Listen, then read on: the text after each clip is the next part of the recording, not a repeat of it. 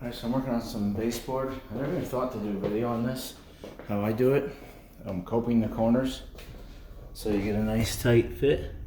I don't miter them. So I'm going to bring you along in a little bit. This will just be a short video of how to do this, how I do it. I'm going to have to start in here. I don't have trim on my doors here, so I can't do this, but I have a piece to lay in there. So yeah, the chairs are just because I was getting them out of the living room. So what I have is, I have a piece already in there. I'm putting this piece in so it's going to fit between two pieces. And you'll see my reasoning of what I'm going to show you in a minute. I'm coping the ends of that. I'm not mitering them. If you notice that was a square piece. So, got 92, 93 and 7/8.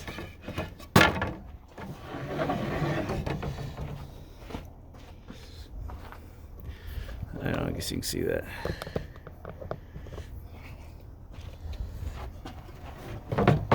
See if I can do this without knocking the camera over.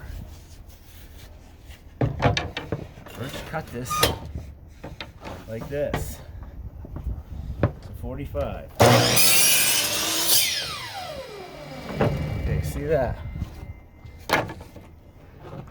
That's a 45.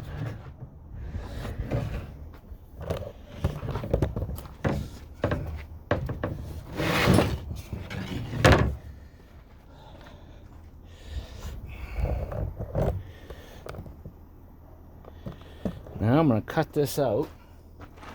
Cut it out. I'm going to cut that out to that shape so this will fit the other piece of trim. I'm also going to back cut it or undercut it or whatever you call it, whatever you want to call it, from the back side a little bit.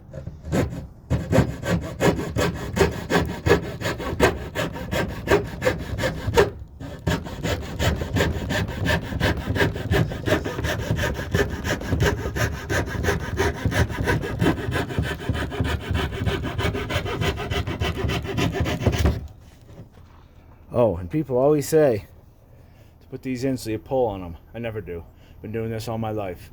I have it just like a regular sauce I can push down so I can get a really nice cut on that edge. And I undercut it. I back cut it. All right, I'm going to do the same on the other end and I'll take you back inside. So it's 93 and 7/8. So that is from now this cut, because my other baseboard coming in like this. See how that fits nicely? Right? I had 93 and 7/8. So, yeah, I don't need that. 93 and 7/8. 93 and 7/8. I made it a little bit snug. I've made it a little bit snug because I want to really jam it in there. So that again is the length to here. Well, that piece got miter on it. That one's got a miter on it too. Anyhow, you get the point. That's to the face of this. So I gotta go get my square. I'll cut that out, cope it again, and I'll show you. So it's really hard to get shots of this stuff. Realize that I have nobody that's haven't taught my wife from being a camera girl yet. Anyhow, it's I'm gonna push that in, but you can see how it fits. I might have to push it down, obviously, but you can see how that fits. Can't really, but so the reason I do this is put that one in first.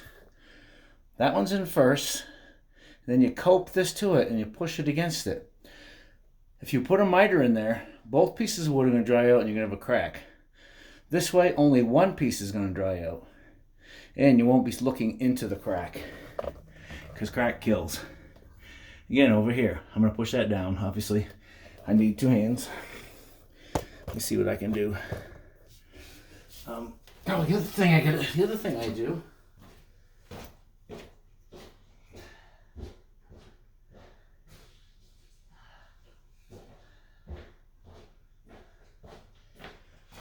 which I don't suggest you use your 4-foot level. but I gotta push that down. Anyhow, I got a stud. Got a stud finder here. So if you rig yourself up a board like this and push down on it. Oh, that's a cement wall. Yeah. Yeah. That was a cement wall. I don't know how far that goes. Well, anyhow. So normally I have a cement block in here. So I'm gonna go and shoot that into the corner, and that's what we got. And you can see this one better. I got away from the wall that has the cement. You see how that fits? All right. So you fit that. Now a lot of stuff I don't measure. I mark it because actually less chance of making a mistake.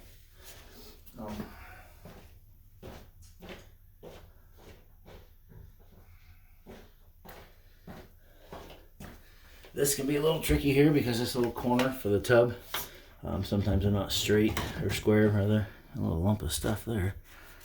All right. And then you just mark where it is, that short point. Wrap it around there, nail it. I have wood here. That's how it is. All right, back with this.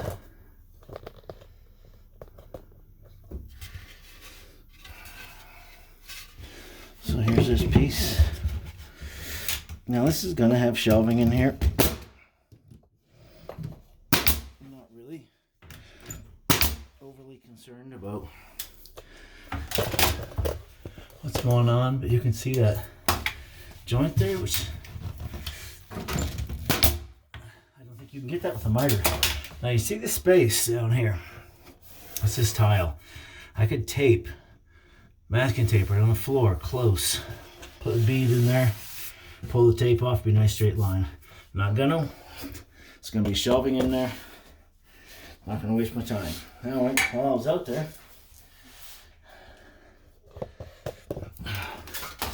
this is not pretty. All right, while I was out there, I already cut my next piece. Well, that's not square, so I gotta recut that. It's not a great fit.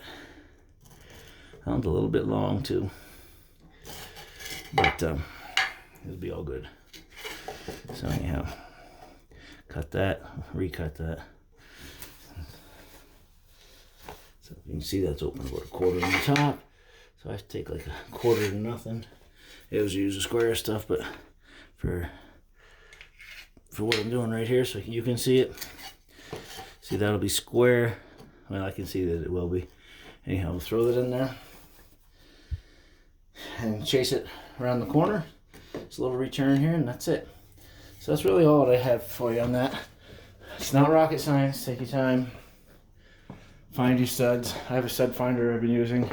Find a stud, lay your tape measure on the floor. That'll show you where all your studs are, and that'll be good.